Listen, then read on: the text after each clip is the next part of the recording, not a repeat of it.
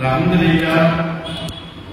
La ilaha illallah wahdahu la sharika lah wa ashhadu anna Muhammadan abduhu wa rasuluhu. Allahumma salli ala Muhammadin wa ala ali Muhammadin kama sallaita ala Ibrahim wa ala ali Ibrahim innaka Hamidum Majid. Allahumma barik ala Muhammadin wa ala ali Muhammadin kama barakta ala Ibrahim wa ala ali Ibrahim innaka Hamidum Majid. A'udhu billahi minash shaitanir rajim. Bismillahir rahmanir rahim. والعصر إن الإنسان لفي خسر إلا الذين آمنوا وعملوا الصالحات ஏகனாகிய அல்லாஹுவை போற்றி புகழ்ந்தவனாக அவனால் எடுத்தறியப்பட்ட சைத்தான்களிலிருந்து பாதுகாவல் தேடியவனாக அந்த ஏகனுடைய நல்லொரு நமது முஸ்தபா ரசூலை கரீம் ஸல்லல்லாஹு அலைஹி வஸல்லம் அவர்கள் மீதும் அவர்கள் விட்டுச் சென்ற இஸ்லாத்தை தன் உயிர் கொடுத்த காத்த சத்திய சஹாபாக்கள் தாபீன்கள் தபோ தாபீன்கள் நல்லதை எடுத்துச் சொன்ன இமாம்கள் மீதும் குறிப்பாக இங்கே கூடி அமர்ந்திருக்கின்ற நம் அனைவர் மீதும் உண்டாவதாக. அன்பிற்கினிய சகோதர சகோதரிகளே, அஸ்ஸலாமு அலைக்கும் வரஹ்மத்துல்லாஹி வபரகாத்துஹு. அல்லாஹ்வுடைய மாபெரும் கிருபையால் 13 நோன்புகளை முடித்து விட்டவர்களாக 14ஆம் நோம்பினுடைய துவக்கத்திலே நாங்கள் எல்லாம் இங்கே அமர்ந்திருக்கிறோம். எல்லா புகழும் எல்லா புகழ்ச்சியும் அல்லாஹ் ஒருவனுக்கே. அல்ஹம்துலில்லாஹி ரப்பில் ஆலமீன். அல்லாஹ்வுடைய மாபெரும் கிருபையால் இரத்த சரித்திரம் ஒரு பார்வை என்ற பார்வையை பார்த்து வருகிறோம். இரத்தத்தினால் எழுதப்பட்ட வடுக்களால் எழுதப்பட்ட மிக மோசமான ஒரு அத்தியாயம் வரலாறு. அந்த வரலாற்றினுடைய சில பகுதிகளை நாம் அப்படியே பார்த்திருக்கிறோம். அது முழுமையாக எந்த அளவுக்கு சரியாக இருக்கும் இல்லை என்பதையெல்லாம் ஆய்வு நிலைக்கு உள்ளாக்கி இருக்கிறோம். அல்லாஹ் போதுமானவர்.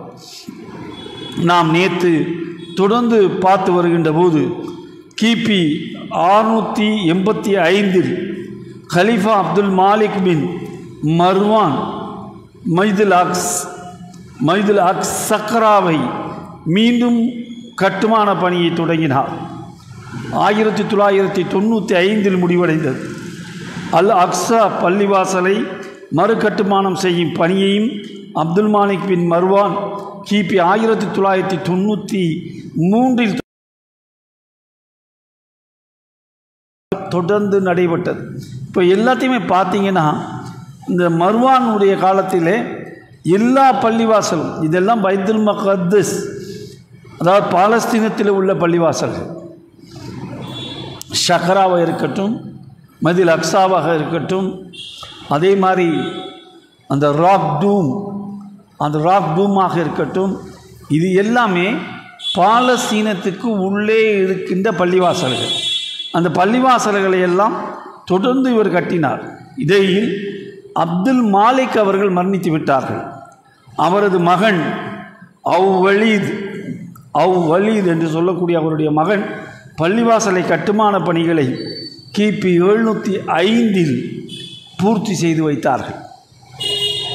இப்போ இதிலேருந்து என்ன தெரியுதுன்னா, அந்த அளவுக்கு அங்கே ஆளுகை முஸ்லீம்கள் கையில் தான் இருந்திருக்கிறது. ஆளுகை செய்யக்கூடியவர்களாக முஸ்லீம்கள் மாத்திரம்தான் இருந்திருக்கிறார்கள். அவர்களுடைய ஆளுகைக்கு உட்பட்டு தான் எல்லாமே நிகழ்ந்திருக்கிறது.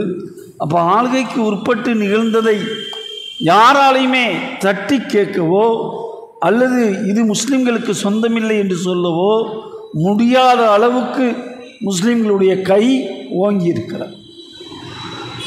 அதே மாதிரி பழைய ஜெருசலம் நகரில் பார்த்தீங்கன்னா சுமார் 1 சதுர கிலோமீட்டர் புனித பகுதியாக அமைந்திருக்கிறது. அதாவது பழைய ஜெருசலமும் புதிய ஜெருசலமும் பக்கத்தில் தான். அது 1 சதுர கிலோமீட்டர் தூரம். அந்த தூரம் ஃபுல்லாக புனித பயம், அதாவது முழுக்க புனித தலமாக அறிவிக்கப்பட்டு அதை எடுத்து கொண்டிருக்கிறார்கள். அந்த இடத்தில்தான் மைதுல் அக்ஸாவை சுற்றி, மைதுல் அக்ஸா, மீண்டும் இந்த பெயரை பதிவு செய்து கொள்ளுங்கள். மைதுல் அக்ஸா தான் பள்ளிவாசல்களுடைய தலைமை. அந்த தலைமை பீடம் இருக்கிறதே, அது அந்த தலைமை பீடத்தை சுற்றி 11 பள்ளிவாசலுடைய வாயில்கள் இருந்தன. அந்த நீங்கள் மதில் அக்ஸாவில் உள்ள நுழையணுன்னா 11 வாயில்கள் இருந்தன. அது 7 வாயில்கள் எப்பவும் திறந்திருக்கும், 4 வாயில்கள் மற்றும் தேவைக்கு ஏற்ப திறக்கப்படும். இந்த நிலைமை அங்கே நீடித்தது. அப்புறம் பார்த்தீங்கன்னா ஒரு 25 குடிநீர் கிணறுகள் எங்கு பார்த்தால் மதில் அக்ஸாவை சுற்றி 25 குடிநீர் கிணறுகள் எங்கு பார்த்தாலும் மக்கள் குடிப்பதற்கு, அள்ளுவதற்கு, எடுத்துச் செல்வதற்கு, அதை பயன்படுத்துவதற்கு இதை பயன்படுத்தினார்கள் என்பதையும் நாம் பார்க்கிறோம். அடுத்து உமையாக்களுக்கு பின்பு அப்பாசியாக்களுடைய ஆட்சியிலே, அப்பாசியாவுடைய ஆட்சி சஃபா அவர்களுடைய காலத்திலே, அதாவது அப்பாசியா ஏற்கனவே நேற்று நான் இதை விளக்கி சொன்னேன். உமையாக்கள் யார், அப்பாசியாக்கள் யார்? உமையாக்களும் அப்பாசியாக்களும் வெவ்வேறல்ல, ஏற்கனவே தங்களுக்குள் கருத்து வேறுபட்டு பிரிந்த 2 குரூப். அதாவது முஆவியா ரலியல்லாஹு தன்னுடைய காலத்தில் பிரிந்தது முழுக்க உமையாக்கள். அதே காலகட்டத்தில் பிரிந்தவர்கள் அலி ரலியல்லாஹு அன்ஹு அவர்களை தலைமை பீடமாக கொண்டு பிரிந்தவர்கள் தான் அப்பாசியாக்கள். 2 குரூப்பாக அவர்கள் பிரிந்து நின்றார்கள் என்பதை நம்ம பார்க்கிறோம். ஆனால் இங்கே ஆட்சியாளர்களாக மாற்றி மாற்றி வந்திருக்கிறாங்க. உமையாக்களுக்கு பின்பு அப்பாசியாக்கள் அந்த ஆட்சிக்கு பொறுப்பு வந்திருக்காங்க. அந்த ஆட்சிக்கு பொறுப்புல பார்த்தீங்கன்னா சஃபா என்று சொல்லக்கூடியவர் பாலஸ்தீனத்தினுடைய சகலத்தையும் ஆளக்கூடியவராக அவர் இருந்திருக்கிறார். சகலத்தையும் ஆளக்கூடியவர் அப்படிங்கிறப்போ ரொம்ப தெளிவாக நம்ம ஒரு விஷயத்தை பார்க்க வேண்டியதாக இருக்குது. நல்ல ஆட்சியாளராக இருந்தால்தான் நிறைய மாகாணத்தை கொண்டு ஆள முடியும். 12 மாகாணங்கள் அவருடைய கைவசம் இருந்திருக்கிறது. பாலஸ்தீனத்தையும் சேர்த்து 11 மாகாணம் ப்ளஸ் 1 12 மாகாணமாக இருந்திருக்கிறது. இறுதியில் தனி மாநில அந்தஸ்து இப்போ உங்களுக்கு புரியறதுக்காக சொல்கிறேன். நம்ம தமிழ்நாட்டில் கேட்குறாங்க இல்லையா, தனி மாநில அந்தஸ்து வேண்டும் என்கிறார்கள். இந்த தமிழ்நாடு கவர்மெண்ட் கேட்குது, நாங்கள் தனி மாநில அந்தஸ்து பெற வேண்டும், எங்களுக்கென்று ஒன்றிய அரசு எதுவுமே செய்வதில்லை, ஒன்றிய அரசு என்பது எங்களுக்கு எதற்கு தேவையற்றது என்பதெல்லாம் சொல்கிறாங்க இல்லையா. அந்த மாதிரி தனி மாநில அந்தஸ்து அதை அவர் இறுதியாக கொடுத்திருக்கிறார். அதே போல் கிபி 771 மிகப்பெரிய பூகம்பம் ஒன்று பீடித்திருக்கிறது. மிகப்பெரிய பூகம்பம். அந்த பூகம்பம் பார்த்தீங்கன்னா முக்கியமான கட்டடங்கள் 3 முக்கிய கட்டடங்கள், அந்த 3 கட்டடங்களும் சிலந்தம் அடைந்திருக்கிறது, உடைத்து தெரிச்சிருக்கிறது. சில கட்டடங்கள் மறு கட்டுமான பணியை செய்ய வேண்டிய தேவை இருந்திருக்கிறது.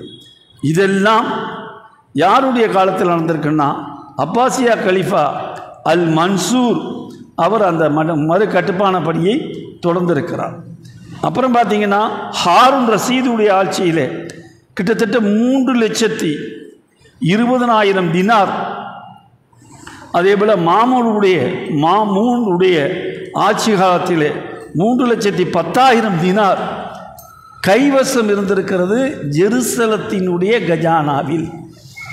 வேற எங்கேயோ இருக்கல, ஜெருசலத்தினுடைய கஜானாவில் இது இருந்திருக்கிறது என்றால் தனிப்பட்ட ஆட்சி அதிகாரம் ஜெருசலத்தில் இருந்திருக்கிறது.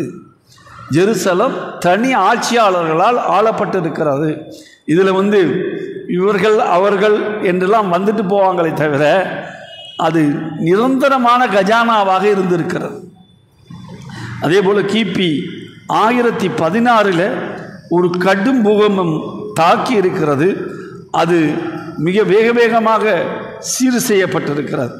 அது கிபி 1070 சுல்தான் அல் அரிசாலானி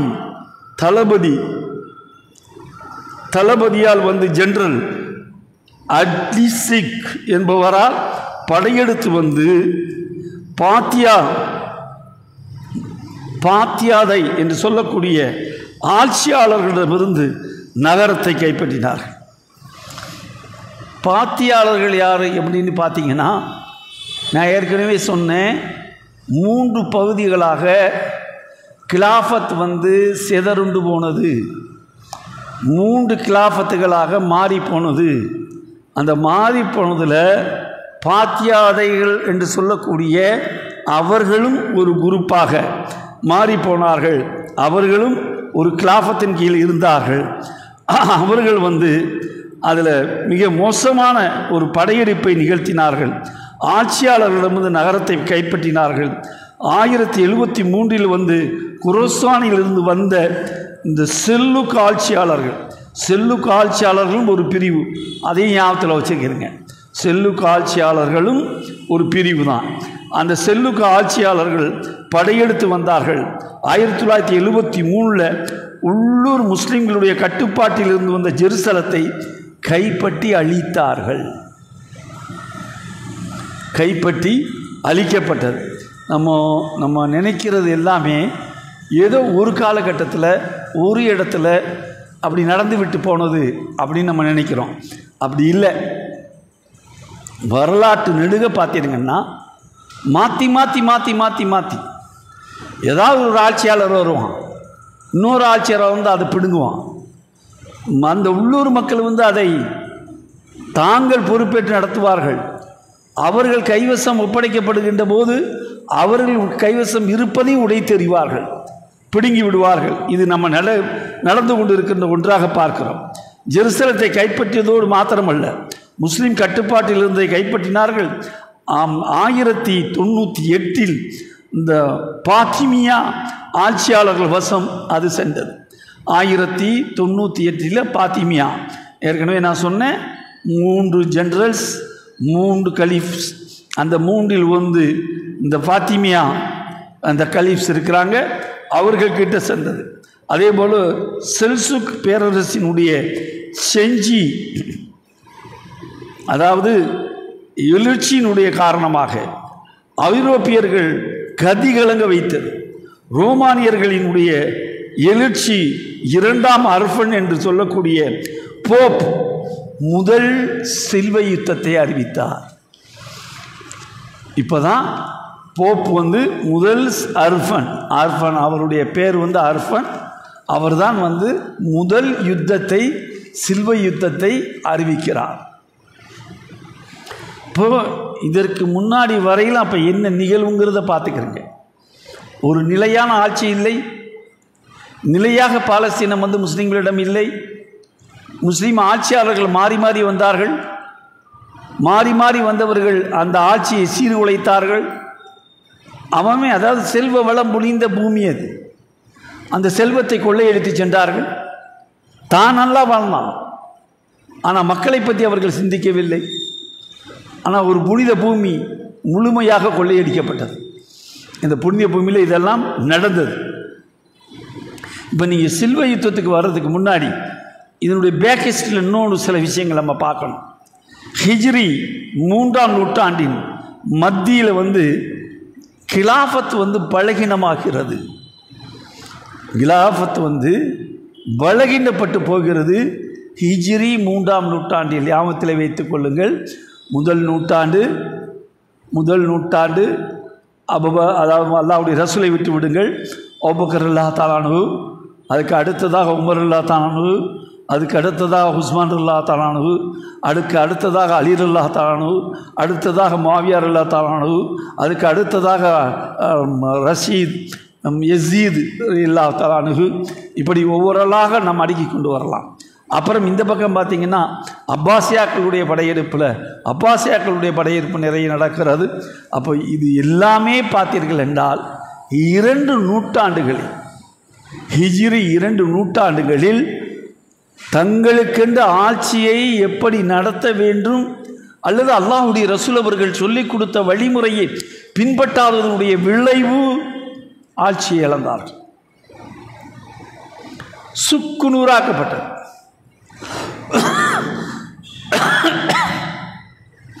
அதிலேயும் குறிப்பாக மாவியாவுடைய கை மட்டும் ஓங்கி இருந்தது. அவர் கை மட்டும் ஏன் ஓங்கி இருந்துட்டு பார்த்தீங்கன்னா, அவர் சிரியாவை பேஸ் பண்ணி அப்போவே அல்லாஹ்வுடைய ரசூலுடைய காலத்திலேயே கவர்னராக நியமிக்கப்பட்டவர். அவர் சிரியாவை பேஸ் பண்ணி இருந்தார். உஸ்மான் ரலியல்லாஹு தஆலா அவர்களுடைய இரத்தத்துக்கு இரத்தம், பள்ளிக்கு பள்ளி வாங்க வேண்டியதை முதலில் ஆரம்பித்தவர் முஆவியா அவர்கள்தான். முஆவியாவை தொடர்ந்து தான் அலி ரலியல்லாஹு தஆலா மீது அந்த குற்றச்சாட்டு மேலே விழுந்தது. ஆயிஷா ரலியல்லாஹு தஆலா தலைமை தாங்கினார்கள் என்பதையெல்லாம் நேற்று நம்ம பார்த்தோம். இதுக்காக நான் இதை மீண்டும் ஞாபகம் ஊட்டுகிறேன் என்றால், எந்த ஆட்சியும் சரி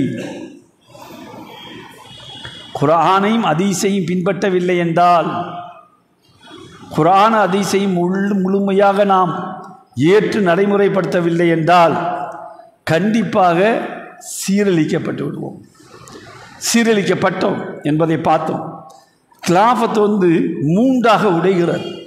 ஹிஜ்ரியில் பார்த்தீங்கன்னா மூன்றாக உடைகிறது. எப்படி உடைகிறது என்று பார்த்தீங்கன்னா, கிழக்கு பகுதியிலே அப்பாசியா கலிஃபாவும், கிழக்கு பகுதியிலே அப்பாசியாவுடைய கலிஃபாக்கள், எகிப்து, சிரியா மற்றும் வட ஆப்பிரிக்காவின் சிறு பகுதிகளில் பாத்திமியா கலிஃபாவும், அதேபோல் ஸ்பெயினில் உமையாக்களும் கலிஃபாவுடைய ஆட்சியும் நடைபெறுகிறது. ஸ்பெயினுடைய வரலாற்றை இன்றைக்கு நீங்கள் தெரிந்து வைத்திருப்பீர்கள். தெரிஞ்சு வச்சிருக்கீங்களான்னு தெரியல, அதை தெரிந்து வைத்துக் கொள்ளுங்கள். ஐரோப்பாவினுடைய நுரையீரல் என்று சொல்லலாம். அந்த நுரையீரல், அவர்கள் இஸ்லாம் அங்கே வந்தவுடன் ஐரோப்பியர்கள் ஏற்றுக்கொள்ளவில்லை.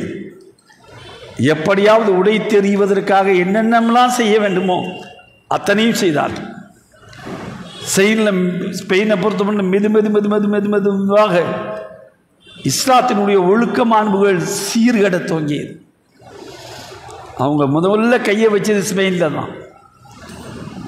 அவர்களுடைய ஆடம்பரம் இருக்கிறது, மற்றவர்களுடைய ஆடம்பரத்தை தங்களுக்கு சாதகமாக பயன்படுத்தினார்கள்.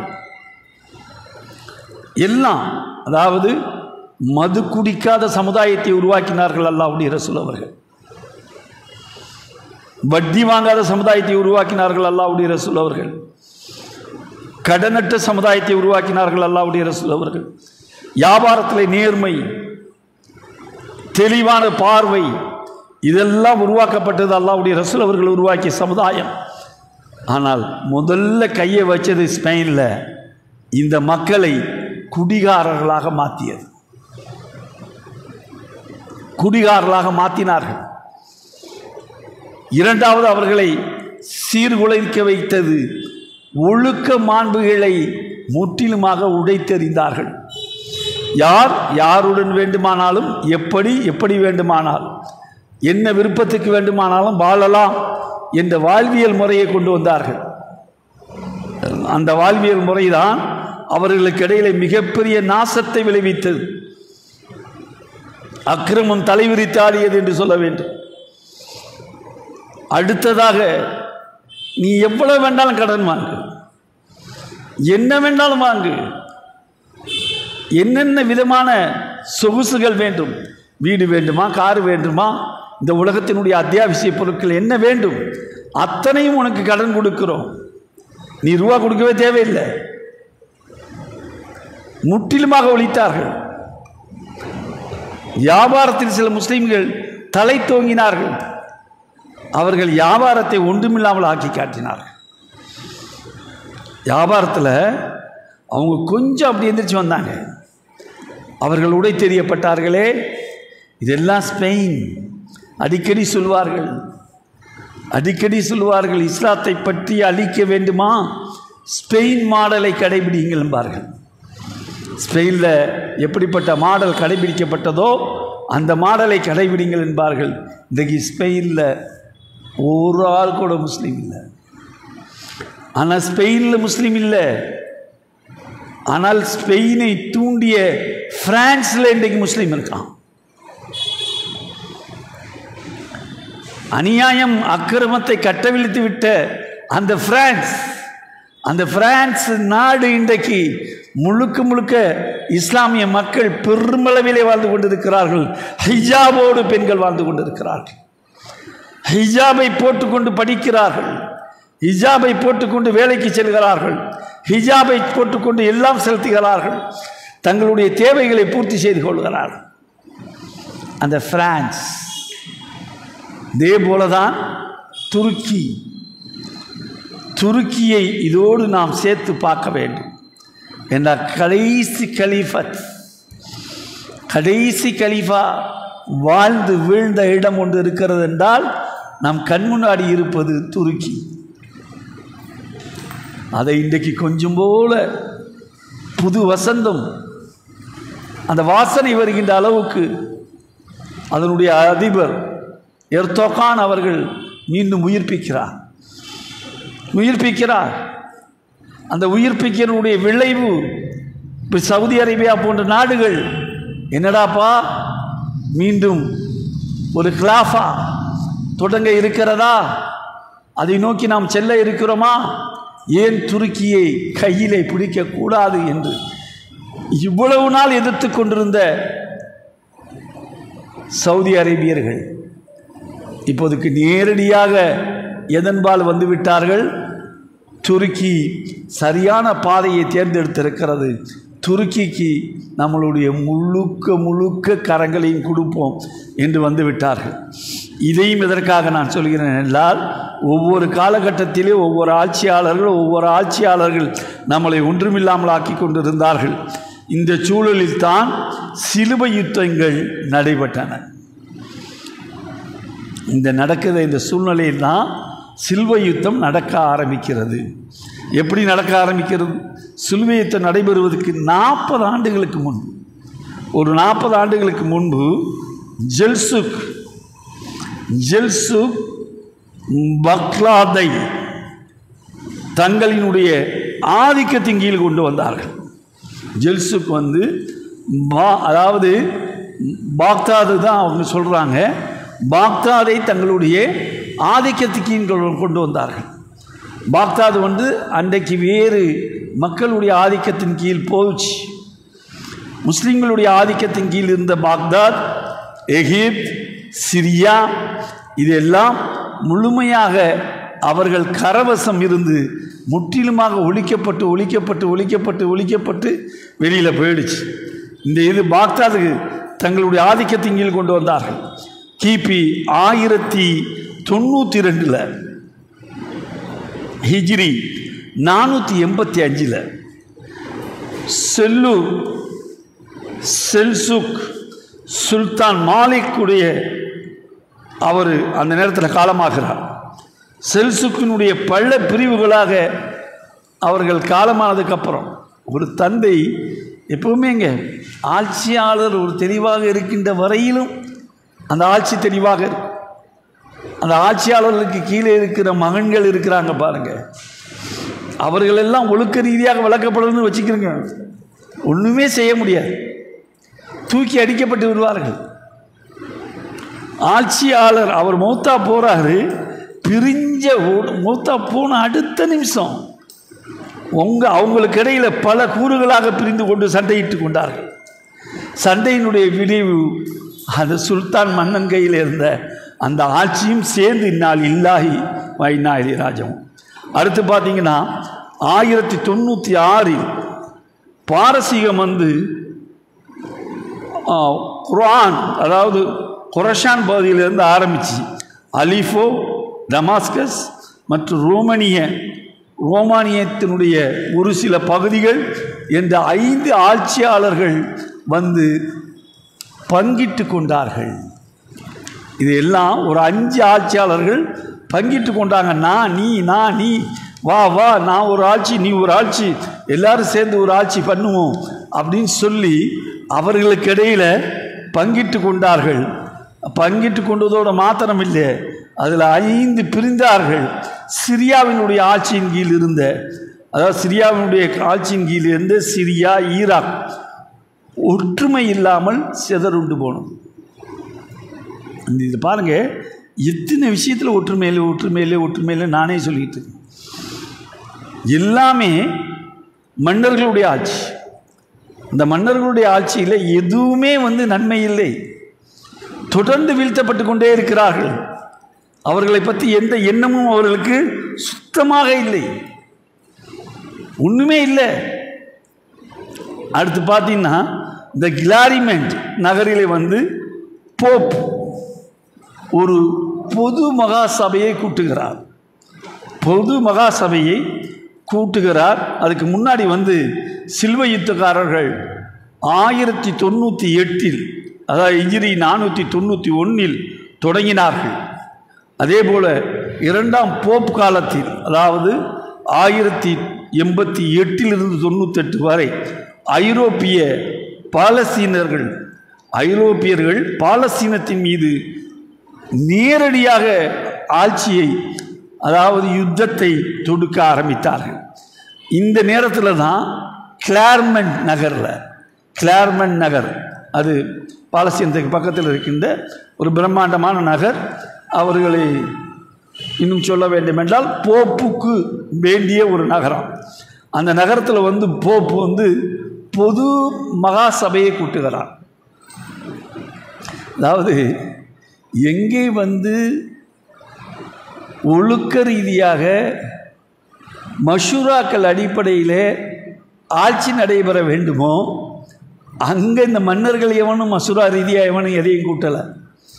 ஆனால் போப் பாருங்க, அவர் மஷூராவை கூட்டுறார், தன்னுடைய மகாசபையை கூட்டுகிறார்.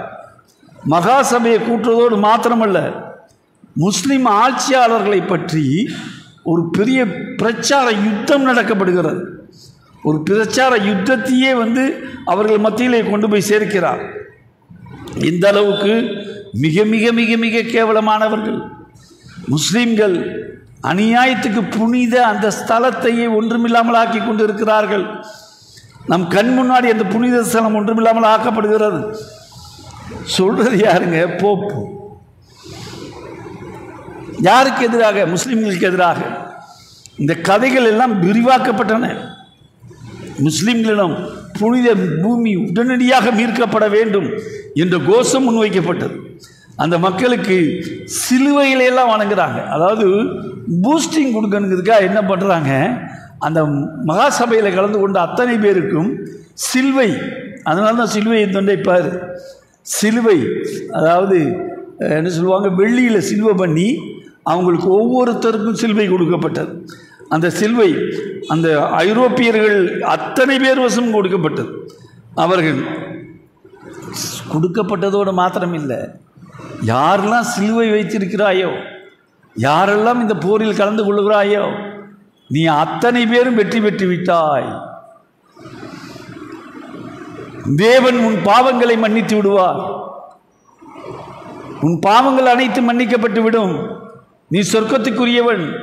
சிலுவையை நீ கொண்டு செல்கிறாய் என்று ஆசீர்வதிக்கப்பட்டார்கள். இங்கே ஆசீர்வதிக்கப்படுறதுக்கு ஒரு போப்பு இருக்கிறார். நமக்கு எந்த போப்பு இருக்காருன்னு நமக்கு தெரியல. ஆனால் இந்த மக்கள் சிலுவை வழங்கப்பட்டது, இதெல்லாம் சொல்லப்பட்டது. இன்னொரு பக்கம் பார்த்தீங்கன்னா பிஷப் பீட்டர் தி ஹெர்மிட் என்ற ஒரு பிரச்சாரகர், ரொம்ப முக்கியமாக அந்த பிரச்சாரத்தை பற்றி குறிப்பிடுறாங்க. இவர் எப்படின்னா, கிழிந்த உடை, ஓட்டு கொண்டு போகிறதுக்கு நல்ல குதிரை கிடையாது, கோவேரி கழுதை, அது உடைந்த கால்களுடன் அந்த குதிரையில் போய் அந்த இடத்துல போய் மக்கள் மத்தியில் அவர்களுக்கு உருக்கமான பிரச்சாரத்தை செய்தார். அதன் மூலியமாக இஸ்லாத்தை நோக்கி கடுமையான எதிர்ப்பை அவர் கொண்டு சேர்த்தார் என்பதையும் நம்ம இங்கே பார்க்க வேண்டியது இருக்கிறது. மக்கள் மத்தியிலே மிக பிரம்மாண்டமான எண்ணங்கள் கட்டவிழ்த்துப்படப்பட்டது. இந்த நேரத்தில் பிரான்ஸ்லேருந்து 5000 வீரர்கள், அதாவது 5000 வீரர்கள் கிளம்பி வந்தாங்க பாலஸ்தீனத்துக்கு. வருகின்ற வழியில் உணவு கிடைக்காமல் 15000 பேரில் 4000 பேர் பசி பட்டினியினால் இறந்து போனார்கள். அதுக்கப்புறம் பார்த்தீங்கன்னா 6 லட்சம் பேர் கிளம்பி வந்தார்கள். 6 லட்சம் பேர் முழுக்க ஐரோப்பியர்கள், அதில் 40,000 பேர் மட்டும்தான் ஜெருசலத்தை வந்து சேர்ந்தார்கள். மற்றவர்களாம் என்ன ஆனது, என்ன நடந்தது, இன்ஷா அல்லாஹ் தொடர்ந்து இதை நாளைக்கு பார்ப்போம் என்று சொல்லிக்கொள்கிறேன். இன்றைக்கு மீண்டும் மீண்டும் சொல்கிறேன், அவர்களுக்காக உங்களுடைய துவாக்களை அதிகப்படுத்துங்கள். அல்லாஹ் அவர்களுக்கு ஷஹீதுடைய அந்தஸ்தை கொடுக்கட்டும், ஜன்னத்துல் ஃபிர்தௌஸ் என்னும் உயர்ந்த சொர்க்கத்தை கொடுக்கட்டும். அவர்களுடைய பாவங்களை அல்லாஹ் தஆலா மன்னிக்கட்டும். உங்களுடைய ஒவ்வொரு வக்து தொழுகையிலும் அவர்களுக்காக நீங்கள் துவாக்களை அதிகப்படுத்துங்கள். அதிகமாக நீங்கள் துவாக்களை செய்யுமாறு உங்கள் மத்தியிலே வேண்டுகோள் விடுத்துக்கொண்டு, இன்றைக்குரிய கேள்வியாக உங்கள் மத்தியிலே வந்திருப்பது, அதாவது 14ஆம் நோம்பினுடைய கேள்வியாக, பாலஸ்தீனத்தினுடைய 3 கிலாஃபத்துகளாக, பாலஸ்தீனத்தின் 3 கிலாஃபத்துகளாக ஏற்பட்டது கேட்டிருக்கிறார். எந்த ஆண்டில் அது ஏற்பட்டதுன்னு கேட்டிருக்கிறாரு. அது சொன்னோம், இப்போ கடைசியாக சொன்னோம். அதனால் அந்த பாலஸ்தீனத்தினுடைய எல்லைக்கு உட்பட்டு என்னென்ன இருக்கிறதோ அதையெல்லாம் இன்னும் மென்மேலும் தெரிந்து கொள்வோம் என்று கூறி உங்கள் மத்தியிலிருந்து விடைபெற்றுக் கொள்கிறோம். வாயிதவானா அல்ஹம்துலில்லாஹி ரப்பில் ஆலமீன். அஸ்ஸலாமு அலைக்கும் வரஹ்மத்துல்லாஹி வபரகாத்துஹு.